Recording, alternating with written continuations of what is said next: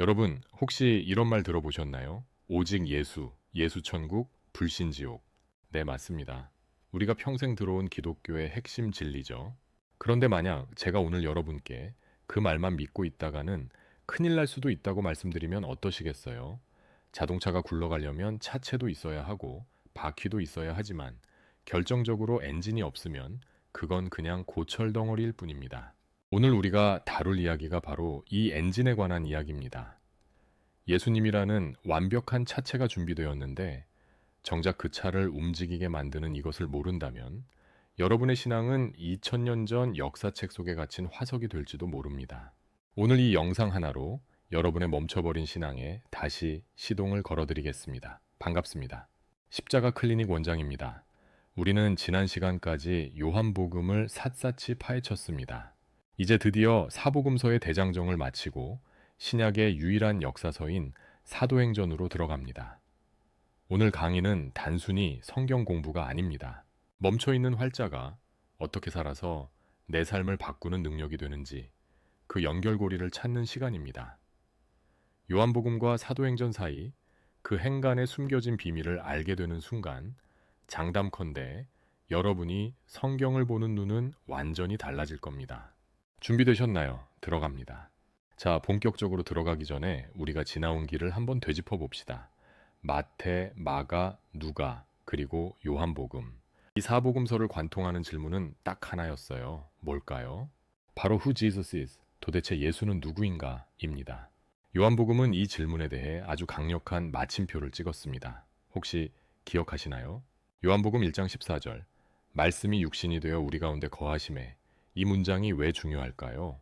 당시 초대교회를 위협하던 가장 강력한 이단들을 한 방에 보내버린 선언이기 때문입니다. 그 당시에는 두 가지 극단적인 생각이 있었어요. 하나는 영지주의입니다. 신은 고귀한데 어떻게 더러운 육체를 입을 수 있어? 예수는 그냥 영적인 존재지 진짜 인간이 아니야라고 주장했죠. 반대편에는 에비온주의가 있었습니다. 무슨 소리야? 예수는 그냥 훌륭한 인간일 뿐이지 신은 아니야. 그런데 요한복음이 뭐라고 선언합니까? 로고스가 육신이 되었다. 즉, 예수님은 100% 하나님이면서 동시에 100% 인간이라는 신인 양성의 교리를 여기서 확정 지은 겁니다. 이 말뚝을 제대로 박지 않으면 기독교는 성립 자체가 안 돼요. 왜냐? 하나님이 아니면 우리를 구원할 능력이 없고 인간이 아니면 우리 대신 죽어줄 자격이 없으니까요. 요한복음은 이토록 치밀한 논리로 예수님의 정체성을 확립했습니다. 하지만 요한복음이 단순히 예수님은 짱이다라고 말하고 끝나는 책일까요? 아닙니다. 더 중요한 키워드가 있습니다. 바로 체인지, 변화입니다.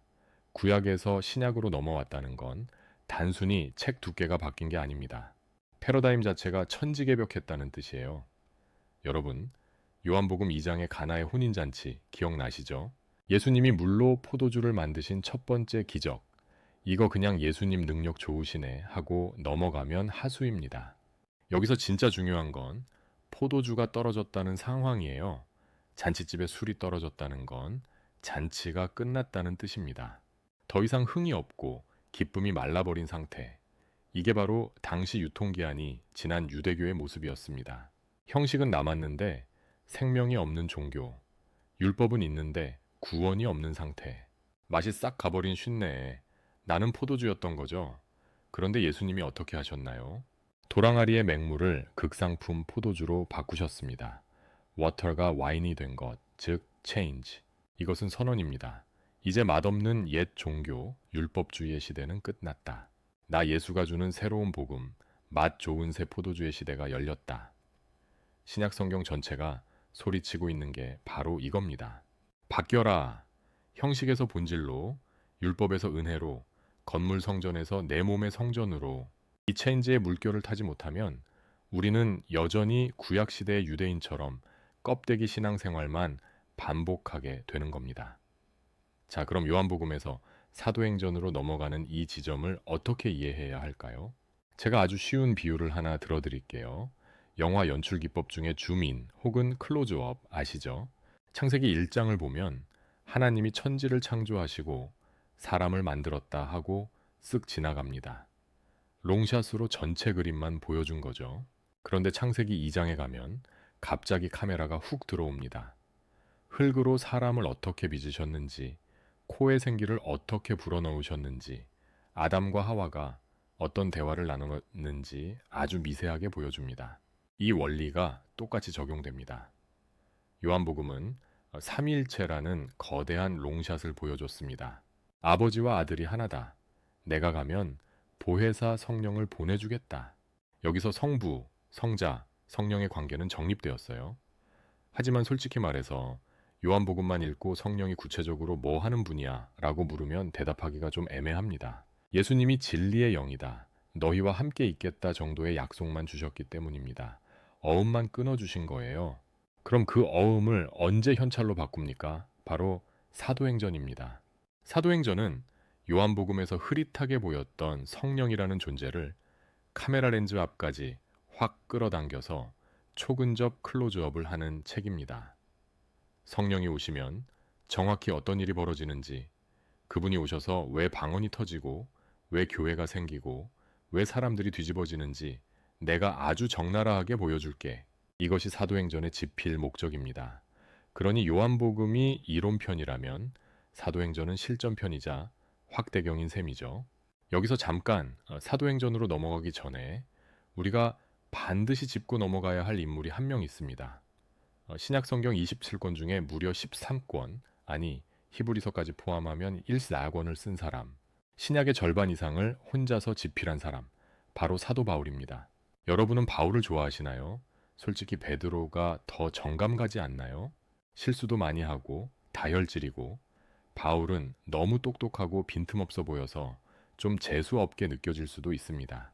그런데 하나님은 왜 예수님과 3년 반 동안 동고동락했던 수제자 베드로나 요한이 아니라 뜬금없이 굴러들어 온 돌 같은 바울에게 신학의 펜대를 맡기셨을까요? 이 질문에 답하지 못하면 사도행전을 절반도 이해하지 못한 겁니다. 베드로와 12제자들은 어부 출신입니다. 물론 성령 받아서 능력은 행했지만 구약 성경 전체를 꿰뚫어 보고 그것을 예수님의 십자가 사건과 논리적으로 연결해서 체계적인 교리를 세우기에는 죄송하지만 학문적 훈련이 부족했습니다. 반면 바울은 누구입니까? 그는 당대 최고의 석학 가말리엘의 수제자였습니다. 요즘으로 치면 하버드 법대 수석 졸업생이자 대법관 후보 1순위쯤 되는 엘리트 중의 엘리트였죠. 그는 구약 율법, 특히 모서경에 통달한 율법의 대가였습니다. 하나님은 바로 이 점이 필요하셨던 겁니다. 구약의 그 방대한 율법과 제사제도가 도대체 예수 그리스도의 십자가와 무슨 상관이 있는지 논리적으로 설명해 줄 사람. 구약은 옛날 이야기니까 갖다 버려가 아니라 구약의 모든 예언이 예수님에게서 이렇게 성취되었다 라고 신구약을 하나의 시스템으로 통합해 줄 최고의 신학자가 필요했던 것입니다. 그래서 바울은 복음서의 주석가이자 전성경의 해석자로 부름을 받았습니다.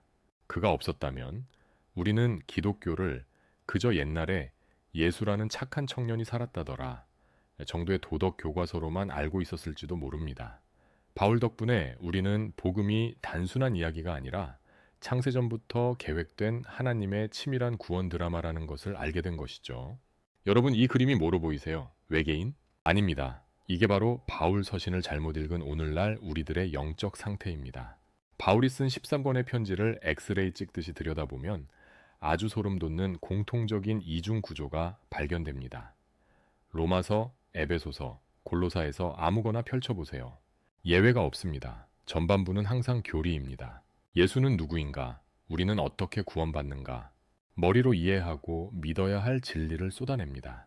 그런데 딱 중간 지점을 넘어가면 바울의 말투가 확 바뀝니다. 그러므로 라는 접속사와 함께 후반부는 생활을 이야기합니다. 너희가 그렇게 구원받았어? 그럼 이제 남편들아 아내를 사랑해라, 자녀들아 순종해라, 도둑질하지 마라, 거짓말하지 마라. 바울의 논리는 명확합니다. 교리가 있으면 반드시 윤리가 따라와야 한다. 믿음으로 구원받았다면 그 구원에 합당한 삶의 변화가 반드시 증명되어야 한다는 겁니다. 바울에게 있어서 이 둘은 동전의 양면처럼 절대 뗄 수 없는 젖이 없는 하나였습니다. 그런데 오늘날 우리는 어떻게 배우고 있나요? 예수 믿으세요? 아멘. 그럼 구원받았습니다. 끝. 전반부인 교리만 쏙 빼먹고 후반부인 생활은 찢어버렸습니다. 그러니 머리만 커지고 손발은 움직이지 않는 기형적인 신앙인이 양산되는 겁니다. 이것은 바울이 말한 복음이 아닙니다. 칼뱅조차도 칭의와 성화는 구분할 수는 있어도 분리할 수는 없다고 했습니다. 삶이 없으면 그 믿음은 가짜일 확률이 매우 높습니다. 여기서 조금 더 민감하고 위험한 이야기를 해보겠습니다. 많은 분들이 한번 구원은 영원한 구원이라는 말을 보험처럼 붙들고 삽니다. 내가 예전에 수련회 가서 눈물 흘리며 영접 기도했으니까 난 천국행 티켓 따놓은 거야. 좀 막 살아도 어차피 천국 가겠지. 정말 그럴까요? 성경을 그렇게 단순하게 보면 큰일 납니다. 제가 존경하는 신학자 김세윤 교수님이 한국 교회를 향해 던진 폭탄 같은 질문이 있습니다. 출애굽 1세대를 보라. 그들이 유월절 어린 양의 피로 구원을 받고 홍해를 건넜지만 결국 약속의 땅 가나안에 들어간 사람은 누구인가? 놀랍게도 60만 대군 중 여호수아와 갈렙 단 2명뿐이었습니다. 나머지는 다 광야에서 죽었습니다. 이것이 무엇을 의미할까요? 물론 광야에서 죽은 1세대는 다 지옥 같다고 극단적으로 해석하면 곤란합니다. 유월절 어린 양의 피 능력을 무시하는 게 되니까요. 하지만 성경이 우리에게 주는 엄중한 경고는 이것입니다. 홍해를 건넌 것이 끝이 아니다. 광야라는 성화의 과정을 통과하여 요단강을 건너야 진짜 구원이다. 우리는 지금 광야에 살고 있습니다. 구원은 따놓은 자격증이 아니라 지금도 매일매일 두렵고 떨림으로 이루어가야 하는 현재 진행형의 과정입니다. 바울이 빌립보서에서 두렵고 떨림으로 너희 구원을 이루라고 했을 때 그건 농담이 아니었습니다. 성화가 빠진 구원론은 안고 없는 찐빵 정도가 아니라 독이 든 사과입니다. 자, 그렇다면 이 성화의 과정, 즉 내 삶을 거룩하게 뜯어고치는 지난한 과정을 누가 합니까? 내 의지로? 아, 오늘부터 착하게 살아야지 작심삼일 해보셨잖아요. 안 됩니다. 우리 힘으로는 절대 안 돼요. 그래서 성령이 필요한 겁니다. 여기서 오늘 강의의 핵심 주제인 삼위일체의 균형이 등장합니다. 한국교회 강단에서는 귀에 딱지가 않도록 오직 예수만 외칩니다. 물론 맞습니다. 구원의 유일한 길은 예수 그리스도뿐입니다. 하지만 신학적으로 엄밀히 따져보면 예수만 믿으면 되라는 말은 자칫 거룩한 사기가 될 수 있습니다. 왜냐고요? 구원은 예수님 혼자 단독 플레이로 하시는 게 아니기 때문입니다. 에베소서 1장을 보면 구원의 삼박자가 기가 막히게 나옵니다. 첫째, 성부 하나님입니다. 창세전에 우리를 설계하고 예정하셨습니다. 둘째, 성자 예수님입니다. 그 설계도에 따라 이 땅에 오셔서 십자가로 죗값을 치르고 구원을 성취하셨습니다. 예수님이 이루신 그 구원을 2000년이라는 시간을 뛰어넘어 오늘날 내게 배달하고 내 마음에 도장을 찍어 적용하십니다. 보세요. 이 셋 중 하나라도 빠지면 구원이 성립됩니까? 성부의 계획이 없으면 예수님이 오실 이유가 없고 예수님의 십자가가 없으면 성령이 전할 내용이 없으며 결정적으로 성령이 없으면 예수님의 십자가는 2000년 전 이스라엘 청년의 비극적인 죽음일 뿐 나랑은 아무 상관없는 남의 이야기가 됩니다. 오늘날 교회의 비극은 설계자도 잊어버리고 현장 소장도 무시한 채 오직 시공자 이름만 부르고 있다는 겁니다. 그러니 건물이 안 올라가죠. 기초만 파놓고 공사가 중단된 현장, 그게 지금 우리의 모습 아닙니까? 이 삼위일체의 바통 터치를 가장 극적으로 보여주는 장면이 바로 사도행전 1장입니다. 예수님이 부활하시고 제자들과 40일을 같이 계시다가 승천하십니다. 그때 제자들이 묻죠. 주님, 이제 로마 뒤집어 엎고 왕 되시는 겁니까? 저희도 한자리 합니까? 제자들은 여전히 부동산에 관심이 많습니다. 이스라엘이라는 땅덩어리의 회복. 그런데 예수님은 아주 냉정하게 선을 그으십니다. 그건 너희 알 바 아니고 너희는 예루살렘을 떠나지 말고 아버지께서 약속하신 것을 기다려라. 그리고 충격적인 말씀을 하시죠. 요한복음 16장 7절 내가 떠나가는 것이 너희에게 유익이라. 아니 예수님이 옆에 계셔야 든든하지 가는 게 왜 유익입니까? 육신을 입은 예수님은 시공간에 제약이 있습니다. 예수님이 예루살렘에 계시면 갈릴리에 있는 사람은 예수님을 못 만납니다. 하지만 예수님이 떠나시고 성령이 오시면 로차리 글로벌이 되고 아날로그가 디지털이 됩니다. 성령은 연기 시기에 시공간을 초월합니다.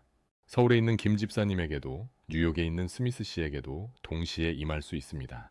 이것이 바로 굿바이 제수스가 축복인 이유입니다. 사도행전은 예수님의 사역이 끝난 게 아니라 예수님이 지상 사역에서 천상 통치로 사령부를 옮기시고 지상에는 성령이라는 최전계 사령관을 파견하여 작전을 수행하는 제2막인 것입니다. 사도행전 2장 1절 오순절 날이 이미 이르마에. 이 구절 그냥 지나치면 안 됩니다. 여기서 이미 이르렀다는 말은 무슨 뜻일까요? 어쩌다 보니 그날 성령이 떨어진 게 아닙니다.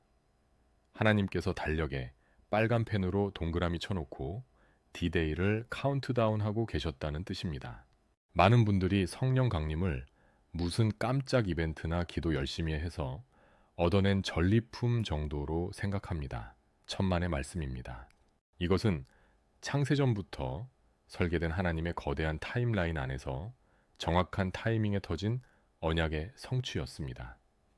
그 씨앗이 어디에 심어져 있었는지 아세요? 놀라지 마세요. 무려 신명기 29장까지 거슬러 올라갑니다. 모세가 이스라엘 백성들을 모아놓고 탄식합니다. 너희가 기적도 보고 홍해도 건넜지만 깨닫는 마음과 보는 눈과 듣는 귀는 여호와께서 오늘까지 너희에게 주지 아니하셨다. 이것이 구약의 한계였습니다. 율법이라는 외부의 규칙은 주어졌지만 그것을 지킬 수 있는 내부의 능력이 없었던 겁니다. 그래서 구약의 역사는 실패의 역사일 수밖에 없었습니다. 하나님은 이미 그때 알고 계셨습니다. 아, 얘네들한테 법전만 줘서는 안 되겠구나. 아예 내 영을 그들 뱃속에 집어넣어 줘야겠구나. 그래서 예레미야와 에스겔을 통해 새 언약을 약속하십니다. 내가 내 법을 그들의 속에 두며 그들의 마음에 기록하리라. 그리고 요엘 선지자를 통해 내가 내 영을 만민에게 부어주리니라고 선포하셨죠. 여기서 부어준다는 말은 졸졸 따르는 게 아니라 댐수문을 열고 폭포수처럼 콸콸 쏟아붓는 것을 의미합니다. 오순절 다락방 사건은 바로 이 수천 년 묵은 약속의 댐이 마침내 터진 날입니다. 베드로가 사람들 앞에서 지금 우리가 술 취한 게 아니라 요엘 선지자의 그 말이 이루어진 거야 라고 외친 이유가 바로 여기에 있습니다. 여기서 날카로운 분들은 질문하실 겁니다. 원장님, 그렇게 성령이 중요하면 진작 주시지 왜 수천 년 동안 이스라엘이 개고생하고 다 망할 때까지 기다리셨나요? 좋은 질문입니다. 이걸 신학적으로 계시의 점진성이라고 합니다. 하나님은 한 방에 모든 걸 주시지 않습니다. 인류의 수준과 성숙도에 맞춰서 조금씩 점진적으로 진리를 오픈하십니다. 유치원생에게 미적분을 가르칠 수 없듯이 구약시대는 아직 성령을 감당할 그릇이 준비되지 않았던 겁니다. 예수 그리스도라는 본체가 오셔서 죄 문제를 해결하고 길을 닦아 놓으셔야 비로소 거룩한 영이신 성령이 우리 안에 들어올 수 있는 활주로가 생기는 겁니다. 예수님이 내가 떠나가는 것이 유익이라고 하신 이유가 여기 있습니다. 활주로 공사가 끝나야 비행기가 착륙할 수 있으니까요. 자, 이제 오늘 강의의 하이라이트입니다. 그렇게 오신 성령님을 예수님은 보혜사라고 부르셨습니다. 한자가 좀 어렵죠. 지킬보, 은혜해 스승사. 은혜로 보호하고 가르치는 스승? 뭐 좋은 뜻 같긴 한데 확 와닿지 않습니다. 헬라어 원어로 보면 뜻이 명확해집니다. 파라클레토스. 파라는 옆에, 칠레토스는 부름받은 이라는 뜻입니다. 즉, 내 옆에서 나를 돕기 위해 부름받아 대기하고 있는 자라는 뜻입니다. 제가 가장 좋아하는 비유는 9.11 구조대입니다. 여러분, 인생 살다가 내 힘으로 도저히 안 되는 불이 날 때가 있습니다. 질병, 파산, 관계의 파탄, 내 힘으로 꺼보겠다고 물동이 들고 뛰어다녀 봤자 화상만 입습니다. 그때 우리는 뭘 해야 합니까? 주머니에서 스마트폰을 꺼내 911을 눌러야죠. 신고만 하면 어떻게 됩니까? 내가 부르지 않아도 국가가 고용한 전문가들이 최첨단 장비를 들고 내 옆으로 출동합니다. 이게 보혜사입니다. 그런데 오늘날 크리스천들의 진짜 문제가 뭔지 아세요? 구조대가 바로 옆에 와 있는데 신고를 안 합니다. 성령님이 24시간 내 옆에서 아니 내 안에서 제발 나를 좀 불러. 나를 좀 써먹어. 내가 도와줄게라고 외치고 계신데 우리는 귀를 막고 아니에요. 제가 할 수 있어요. 저 혼자 해볼게요 라며 낑낑대고 있습니다. 이걸 영적 자존심이라고 쓰고 교만이라고 읽습니다. 보혜사는 헬퍼입니다. 카운슬러입니다. 변호사입니다. 이 엄청난 능력을 가진 분을 옆에 세워두고 왜 혼자서 그 고생을 하십니까? 기도는 하나님께 떼쓰는 게 아닙니다. 기도는 성령님 지금입니다. 출동해주세요 라고 921 버튼을 누르는 긴급 호출입니다. 전화기가 꺼져 있으면 구조대는 오고 싶어도 올 수가 없습니다. 그렇다면 9211 구조대이신 성령님이 출동해서 구체적으로 하시는 일, 즉 3대 미션은 무엇일까요? 사도행전 전체가 이 세 가지 기둥으로 받쳐져 있습니다. 첫째, 구속의 적용입니다. 앞서 말씀드렸죠? 2000년 전 십자가 사건을 오늘 나의 사건으로 만드는 것. 둘째, 교회의 설립입니다. 성령이 오시자마자 사도행전 2장에서 3,000명이 회개합니다. 구약의 건물, 성전 시대가 끝나고 사람 성전의 시대가 열렸습니다. 따뜻한 피가 흐르는 저와 여러분의 마음속에 텐트를 치셨습니다. 셋째, 땅끝 선교입니다. 성령은 고인물을 싫어하십니다. 계속 흘러가게 만듭니다.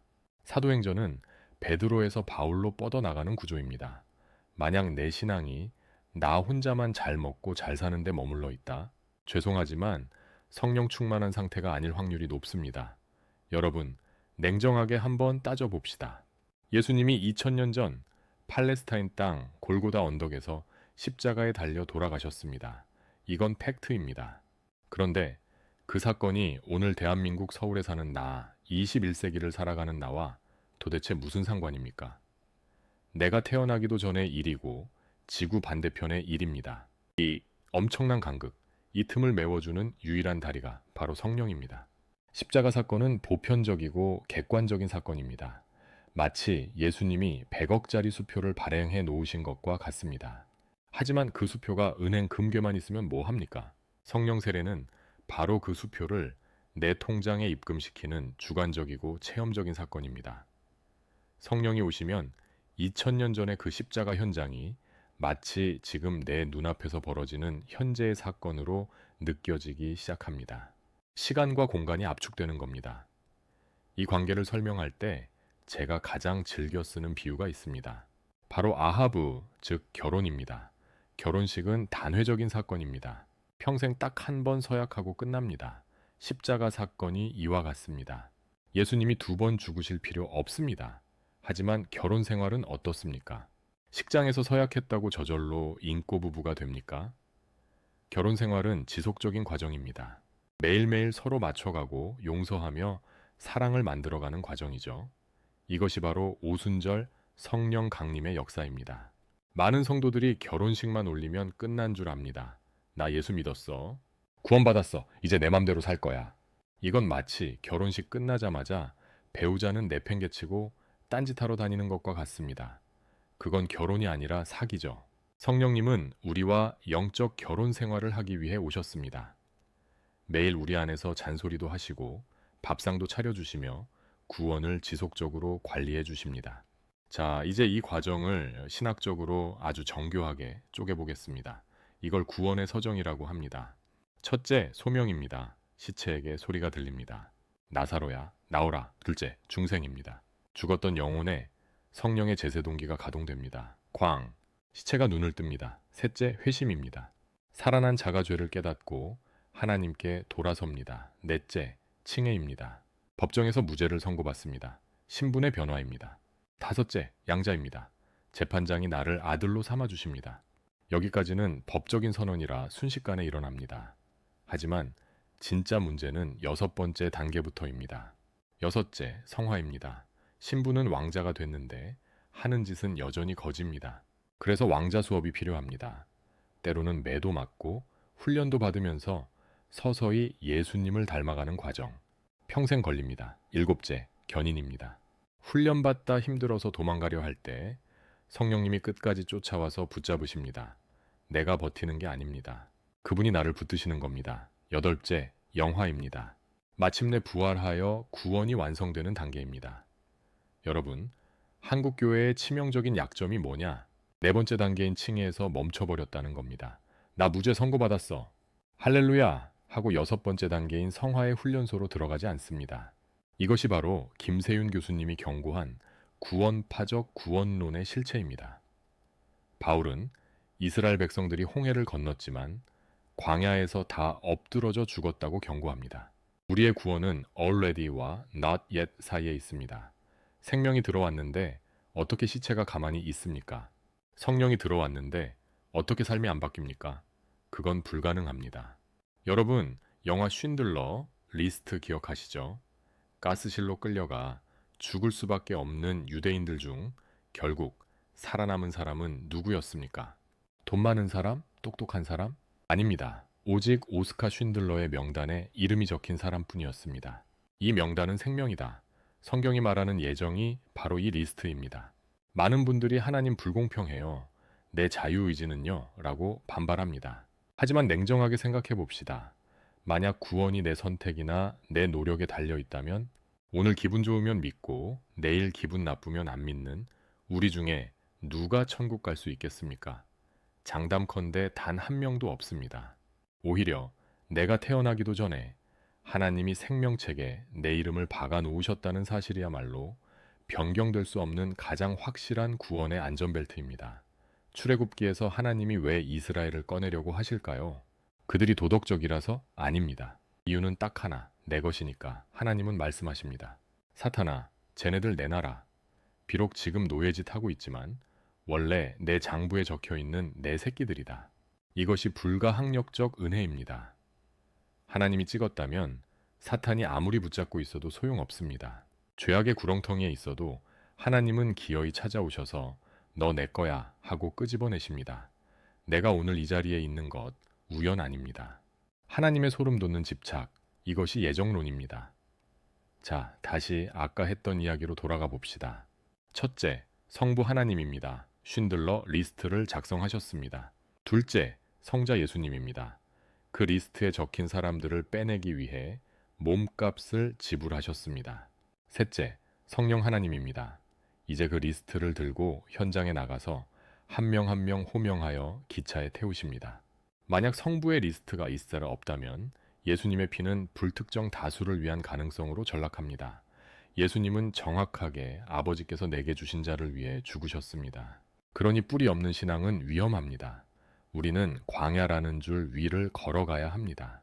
매일 떨어질까봐 두렵고 떨림으로 걸어야 합니다. 이게 우리의 책임입니다.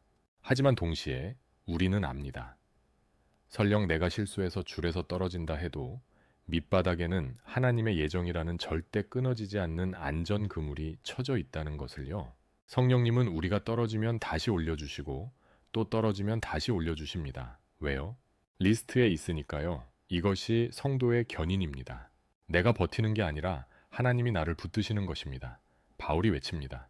누가 우리를 그리스도의 사랑에서 끊으리요? 이 배짱, 이 확신, 이것이 예정론을 믿는 자의 특권입니다. 요한복음 1장 4절, 말씀이 육신이 되어 우리 가운데 거하심에, 여기서 거하심에는 원어로 텐트를 치셨다는 뜻입니다. 하나님이 우리 가운데 캠핑하러 오신 겁니다. 구약시대에 하나님은 저 멀리 성전 깊은 곳에 계신 무서운 분이었습니다. 그런데 예수님이 오셔서 선언하셨습니다. 이 성전을 헐라. 내가 사흘 만에 일으키리라. 이제 돌로 지은 건물은 끝났고 예수님의 육체가 성전이 된 것입니다. 여기서 끝이 아닙니다. 예수님이 승천하시면서 그 성전이 다시 한번 이동합니다. 어디로요? 바로 우리 안으로입니다. 사도행전 2장의 오순절 성령 강림은 성전의 이사입니다. 하나님의 본부가 이제 예수를 믿는 저와 여러분의 몸속으로 들어와 버린 것입니다. 바울이 소리칩니다. 너희는 너희가 하나님의 성전인 것과 하나님의 성령이 너희 안에 계시는 것을 알지 못하느냐. 이것이 신약의 혁명입니다. 성전은 강남에 있는 건물이 아닙니다. 지하철을 탄 여러분, 설거지하는 여러분, 성령을 모신 여러분이 걸어 다니면 그곳이 곧 움직이는 성전이 되는 것입니다. 그런데 오늘날 우리는 다시 건물에 집착합니다. 수천억 들여짓고 성전 건축이라 부릅니다. 아닙니다. 그건 예배당 건축일 뿐입니다. 성전은 이미 우리 몸으로 완성되었습니다. 유대인들이 왜 망했습니까? 본질은 잃어버리고 껍데기인 건물만 붙들다가 망했습니다. 진짜 예배는 무엇입니까? 너희 몸을 거룩한 산 제물로 드리라. 직장에서 정직하게 일하고 가정에서 사랑으로 섬기는 것. 내 삶의 현장이 제단이 되는 것. 이것이 진짜 성전된 자들의 예배입니다. 이 성전 개념의 변화는 곧 이스라엘 개념의 변화입니다. 구약은 혈통적 유대인이었지만 신약은 믿음으로 묶인 영적 이스라엘입니다. 갈라디아서 3장 28절 유대인이나 헬라인이나 다 하나입니다. 그러니 교회 건물의 크기를 자랑하지 마십시오. 성도 한 사람 한 사람이 얼마나 거룩하게 사느냐가 교회의 진짜 사이즈입니다. 구약 백성들은 돌판의 법을 받아서 실패했습니다. 밖에서 강요하니 안에서 반발했죠. 하지만 신약의 새 언약은 다릅니다. 내가 나의 법을 그들의 속에 두며 그들의 마음에 기록하리라. 성령님이 오셔서 우리 마음판에 하나님의 법을 문신처럼 새겨버리셨습니다. 이제는 억지로 지키는 게 아닙니다. 내 안에 계신 성령님이 하나님 뜻대로 살고 싶어 라는 거룩한 소원을 일으키십니다. 이 시스템은 실패할 수가 없습니다. 앞서 풉니다. 법을 지키게 만드는 주체가 내 안에 사시는 성령 하나님이시기 때문입니다. 많은 분들이 성령님을 무슨 건전지나 포스 같은 에너지로 착각합니다. 그래서 주유소처럼 가득 채워주세요 라고 외칩니다. 틀렸습니다. 성령님은 그것이 아니라 그분, 즉 인격체이십니다. 성령을 근심하게 하지 말라. 정기는 근심하지 않습니다. 인격체만이 근심합니다. 성령 충만은 배터리 충전이 아니라 관계의 충만입니다. 룸메이트에게 말 한마디 안 걸고 투명 인간 취급하듯 우리가 성령님을 그렇게 대하고 있지는 않습니까? 앞서 말한 911 구조대이신 성령님을 움직이게 하는 유일한 스위치는 기도입니다. 주문서 제출하는 기도가 아닙니다. 성령님, 저는 못합니다. 제 힘으로는 이 죄를 이길 수 없습니다. 도와주십시오. 운전대를 넘겨드립니다. 라는 항복 선언입니다. 기도하지 않는다는 건 나 혼자 할 수 있어요. 라는 끔찍한 교만입니다. 전화기를 드십시오. 주님. 하고 부르는 순간 여러분 안의 성령님은 즉각 반응하십니다. 말할 수 없는 탄식으로 우리를 위하여 친히 간구하시느니라. 너희는 성령을 따라 행하라. 여기서 행하라는 산책하다는 뜻입니다. 뛰는 게 아닙니다. 신앙생활은 성령님과 함께 걷는 산책입니다. 어린아이가 아빠 발등 위에 발을 얹고 따라가듯이 내 보폭을 그분께 맞추는 겁니다. 화가 날 때, 길을 걸을 때 수시로 그분께 말을 거는 것. 이것이 쉬지 말고 기도하라의 진짜 의미입니다. 자, 긴 시간 달려왔습니다. 정리해 봅시다. 우리는 요한복음에서 예수님의 십자가라는 차체를, 사도행전에서 성령님이라는 엔진을 확인했습니다. 바울은 최고의 엔지니어였고 구원의 서정은 내비게이션이었습니다. 하나님이 설계하셨고 예수님이 구매하셨으며 성령님이 지금 운전하고 계십니다. 이 완벽한 삼위일체 시스템과 생명책의 리스트가 여러분을 천국까지 안전하게 모셔다 드릴 것입니다. 여러분, 이제 더 이상 반쪽짜리 복음에 속지 마십시오. 오직 예수 뒤에 숨어서 성화 없는 삶을 합리화하지 마십시오. 이제 921 구조대이신 성령님께 구조 요청을 보내십시오. 기도의 무릎을 꿇고 그분의 인도하심에 몸을 맡기십시오. 오늘 이 긴 영상이 여러분의 잠자던 영혼을 깨우는 나팔 소리가 되었기를 바랍니다. 내용이 유익했다면 구독과 좋아요, 그리고 주변에 신앙의 매너리즘에 빠진 분들에게 공유해 주십시오. 다음 시간에는 신약의 절정, 바울 신학의 정수인 로마서를 들고 찾아오겠습니다. 죄가 무엇인지, 의가 무엇인지 아주 적나라하게 해부해 드리겠습니다. 지금까지 십자가 클리닉 원장이었습니다. 감사합니다.